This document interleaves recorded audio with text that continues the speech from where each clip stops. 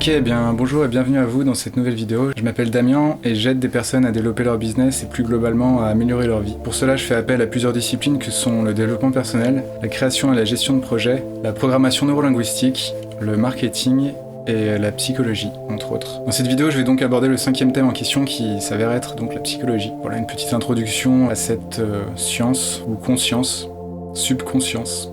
Alors la psychologie c'est un sujet très vaste, assez varié, en fait on peut aborder ça de plein de manières différentes. Je dirais que globalement c'est l'étude des comportements humains, tout simplement, et puis éventuellement essayer de comprendre en fonction de certaines situations comment l'humain peut réagir. Après évidemment voilà ça peut aller beaucoup plus loin que ça, mais là je vais me borner ici à cette vision des choses. Pourquoi et comment on fait ce qu'on fait en fait. D'ailleurs ça me fait penser à un livre à ce sujet qui s'appelle What We Do, Why We Do, What We Do, dont j'ai d'ailleurs parlé dans une précédente vidéo, et qui explique notamment notre relation à l'argent et comment on réagit en fait à partir du moment où il y a de l'argent en jeu. Par exemple, c'est assez intéressant de voir qu'effectivement nos comportements changent beaucoup en fonction de ce paramètre.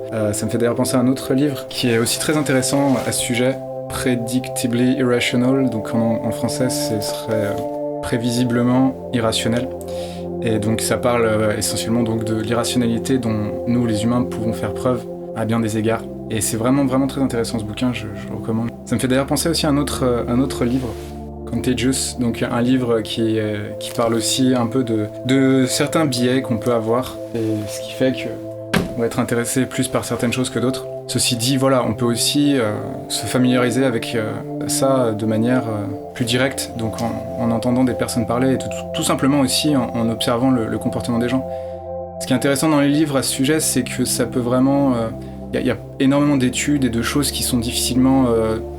après on peut faire des vidéos pour en parler, mais c'est vrai que dans les livres, ce que je trouve qui est intéressant, c'est qu'il y a vraiment la possibilité de compacter énormément de connaissances, ce qui fait que ça peut être plus pratique éventuellement. La psychologie, c'est quelque chose qui peut vraiment beaucoup vous aider, pour vous-même et pour les autres. Alors évidemment, si vous comptez vendre quelque chose, c'est sûr que c'est crucial, c'est-à-dire comprendre ce qui va provoquer certaines réactions dans l'être humain. C'est évidemment quelque chose qui peut vous aider à vendre. Voilà, sachant que vous n'êtes pas obligé de faire appel aux ressorts que tout le monde utilise, en l'occurrence très souvent des ressorts pas très positifs, comme j'ai pu en parler brièvement dans la vidéo sur le marketing.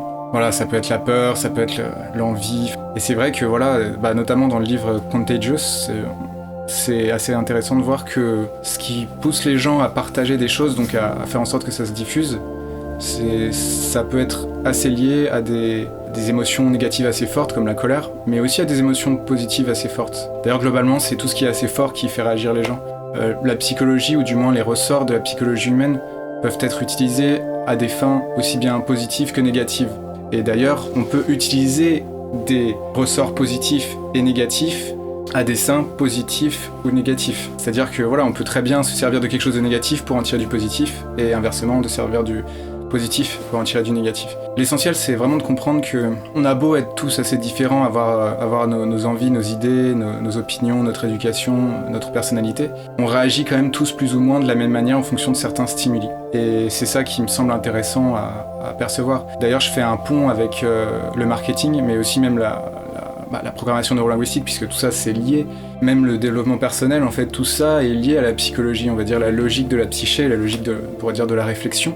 Qui me paraît le plus intéressant de comprendre, c'est que la psychologie, c'est pas quelque chose qui se met à jour, c'est pas par exemple, c'est pas quelque chose qui évolue tant que ça avec le temps, c'est-à-dire qu'on réagit toujours plus ou moins de la même manière que il y a des centaines de milliers d'années en fait. C'est-à-dire qu'aujourd'hui, on a tout un tas de matériel comme des smartphones, des ordinateurs toujours plus miniaturisés, toujours plus puissants, tout un tas de technologies, etc. Ça évolue très vite, mais notre personne, les ressorts qui font que par exemple on va réagir par rapport à une situation inattendue, une situation éventuellement stressante. D'ailleurs en anglais on appelle ça fight or flight, en français ça donne se battre ou s'envoler, donc soit affronter la situation et je sais pas, par exemple face à un prédateur dans la nature, soit se barrer en courant parce qu'on a compris que le lion ou le rhinocéros valait mieux le laisser de côté et qu'on n'avait pas trop de chance de survivre quoi. Donc effectivement, comme vous l'avez compris, ces mécanismes datent d'il y a très longtemps. Ils n'ont pas évolué en fait. C'est le monde dans lequel on vit qui a beaucoup évolué, notamment la façon dont on mange, la façon dont on vit, enfin, ça a énormément évolué depuis, et puis ça a une vitesse absolument incroyable, mais les ressorts de base, eux, restent plus ou moins les mêmes. Évidemment, après, ça peut s'adapter au fil du temps, mais ça prend énormément de temps. C'est comme l'évolution, je veux dire, le fait que on développe certains sens, certains organes. Par exemple, notre cerveau qui s'est développé d'une certaine manière parce qu'on a développé le langage. Que par exemple les singes, ils ont pas développé ça de la même manière. Après, les singes, ils ont une autre intelligence. D'ailleurs, j'en viens à penser à l'intelligence, ça me paraît assez intéressant de voir ça. C'est qu'on est tous d'une certaine manière forcément intelligents. C'est-à-dire que voilà, il n'y a pas que le QI qui va mesurer l'intelligence. Évidemment, le QI va être une information éventuellement intéressante pour tout ce qui est logique, la logique spatiale, la logique linguistique, tout ça. Mais après, il y a plein d'autres formes d'intelligence, comme par exemple l'intelligence sportive. Je veux dire, même les footballeurs comme, je sais pas moi, Ribéry, qui sont réputés pour pas être super fins dans leur analyse du monde, on pourrait dire. Bah, même ces gens-là, en fait, développent une intelligence que la plupart des gens n'ont pas, c'est-à-dire de gérer un ballon, etc. C'est une forme d'intelligence. Je pourrais même dire que l'intelligence, c'est comme une forme de développement personnel, en fait. Du moins, c'est une zone du cerveau qui se développe plus que les autres et qui va nous permettre de développer tout simplement nos capacités au-delà de la normale. Idéalement, c'est toujours sympathique. Dans le cas du singe, le singe, lui, il peut pas vraiment parler par des mots, même si, bon, il y a certaines exceptions où vraiment on a l'impression qu'il communique directement avec l'humain, et voilà, c'est assez impressionnant, voire émouvant par moments. Même s'il n'a pas cette intelligence du langage, de vraiment développer des concepts plus ou moins complexes, compliqués, qui d'ailleurs, en passant, c'est pas forcément vertueux de chercher la complexité, puisque tout est très simple de base, et que finalement la complication c'est souvent assez artificiel. Alors après, évidemment, si on veut comprendre les détails de certaines choses, on peut appeler ça compliqué, mais concrètement c'est des principes de base assez simples. J'avoue que ça fait partie des choses auxquelles j'aspire le plus, en fait, si vous voulez, j'aime pas trop le terme vulgariser, mais tout simplement de simplifier ou de rendre les choses telles qu'elles sont, de les présenter de manière claire, sans aller dans quelque chose de alambiqué pour rien, en fait. Parce que je pense qu'il y a vraiment beaucoup de disciplines dans lesquelles on complique les choses, on les rend pas évidentes à comprendre, alors qu'en fait, comme dirait l'autre, c'est pas sorcier, quoi. Comme dirait Jamy. Je reviens sur le singe, en fait, ce que je voulais dire sur le singe, c'est que il a une intelligence qu'on n'a pas, c'est-à-dire qu'il sait grimper aux arbres. Alors moi, j'avoue que j'apprécie l'escalade. Voilà, j'ai beau apprécier escalader, m'amuser, voilà, j'ai besoin d'avoir des chaussons particuliers, et voilà, je suis incapable de grimper aux arbres comme les singes le font. Après, c'est aussi une histoire de morphologie, c'est-à-dire que voilà, ils sont beaucoup plus doués pour ça, quoi. Et pour d'autres choses aussi, hein. Peut-être même socialement. Je pense que d'ailleurs, un des gros soucis de l'homme, c'est de vouloir compliquer les choses, alors qu'à la base, tout est très simple. Voilà, après c'est intéressant Enfin, ça peut être intéressant aussi de voir que bon, il y a des choses qui sont quand même évidemment qui peuvent être très complexes. Mais globalement, honnêtement, il y a vraiment beaucoup de domaines dans lesquels, comme je disais, il y a beaucoup de mystification, beaucoup de choses qui sont... Voilà, après c'est bien, hein, faut bien que ce soit pas évident pour tout le monde. Mais bon, je pense qu'il y a quand même pas mal de choses, du moins je projette vraiment de m'amuser à vous présenter ça. Vous vous rendiez compte que tout est très simple, quoi.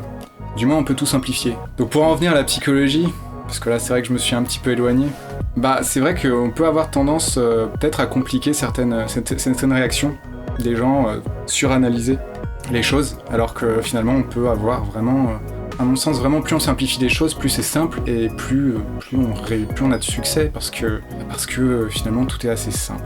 Voilà, je crois que ce sera un peu la conclusion de cette vidéo, la simplicité, rester simple. Voilà, après ça veut pas dire simple d'esprit, faut nuancer quand même, quand je dis simple, c'est vraiment que on peut capter, comprendre certains concepts qui sont loin d'être aussi complexes qu'on veut bien le faire entendre. En l'occurrence, concernant la psychologie, au-delà du fait qu'il y a beaucoup de comportements qui sont assez simples à comprendre, il faut aussi comprendre qu'il y a beaucoup de choses qui sont assez, comme le dit le titre de livre dont j'ai parlé tout à l'heure, irrationnelles. Voilà, donc je dirais qu'il faut faire attention, et puis il faut surtout comprendre tout ça, c'est-à-dire comprendre, accumuler de la connaissance. Et à force de comprendre des choses, on peut mieux les entendre. Entendre, c'est comme un synonyme de comprendre, du moins c'est comme ça qu'on dit en espagnol, entender, ça veut dire comprendre. Et comprendre, c'est prendre conscience de certaines choses, de certains mécanismes qui sont ancrés en nous et dont on est la plupart du temps absolument pas conscient. Et voilà, comme je vous ai dit, vous avez vraiment une foule de livres qui vous permettent de vous familiariser avec la psychologie. En tout cas, c'est clair que pour vendre, et puis même pour vous-même en fait, ça peut être intéressant, c'est-à-dire que c'est des choses qui vous permettent d'évoluer finalement, qui vous permettent de vous adapter. Puisque vous savez un petit peu comment vous fonctionnez, à partir du moment où vous savez comment vous fonctionnez, vous fonctionnez mieux, hein, c'est normal. C'est comme, on lit plus les notices des appareils aujourd'hui, mais ça dépend, il y en a qui sont vraiment longues, mais si on lit vraiment, qu'on connaît bien le fonctionnement de l'appareil après avoir bien examiné sa notice d'utilisation, c'est sûr qu'après, on va beaucoup mieux pouvoir l'utiliser. Et je pense que déjà de base, l'intérêt de la psychologie, ou du moins de savoir certains biais psychologiques, ouais, ça permet d'améliorer sa vie. Ça me semble déjà un peu la base, le plus intéressant. Et puis après, évidemment, par la suite, voilà, c'est des choses qui peuvent aider à diffuser un message, à anticiper la réaction des gens. Après, ceci dit, on a beau vouloir éventuellement anticiper des choses comme ça, quoi qu'il en soit, et ça évidemment je vous encourage largement de le faire, c'est de tester. Quoi que vous fassiez, déjà à commencer par vous, les choses qui vous plaisent, de tester. Et à force de tester, vous allez finir par voir ce qui vous plaît, ce qui fonctionne avec vous, puis par la suite aussi ce qui fonctionne avec les personnes auxquelles vous voulez proposer des services ou des produits ou que sais-je. Ou même, c'est pas forcément d'ailleurs par l'argent, c'est juste simplement de connaître ça. Voilà, après ça intéresse pas tout le monde, mais c'est sûr que si vous voulez vous intéresser au marketing, le copywriting, tout ça, ça joue quasiment exclusivement sur la psychologie. Ou si vous préférez des réactions qu'on connaît de longue date, donc qu'elles soient ancestrales ou plus contemporaines, dans tous les cas, c'est des mécanismes qui sont là depuis longtemps. J'ai un peu digressé, vous m'en excusez, j'espère que malgré tout ça vous aura intéressé, et évidemment je vais faire des vidéos pour développer certains aspects de cette matière à réflexion, qui est la psychologie. J'espère vraiment que ça vous intéressera et que vous apprendrez des choses qui vous rendront plus fort et qui vous aideront à vraiment vous améliorer. Si ça vous plaît, vous pouvez me laisser un petit pouce vers le haut. Et si vous voulez être mis au courant des prochaines vidéos, abonnez-vous et puis la petite clochette. Vraiment, si vous souhaitez que j'aborde certaines facettes ou que vous avez des choses à me transmettre, je serais vraiment très heureux de les lire. Donc dans les commentaires, vous pouvez y aller, je les lirai et je vous répondrai. Et puis écoutez, d'ici là, je vous souhaite une excellente journée ou une excellente soirée. J'espère que vous allez bien. Et puis je vous dis à bientôt dans une prochaine vidéo. Ciao. Plus.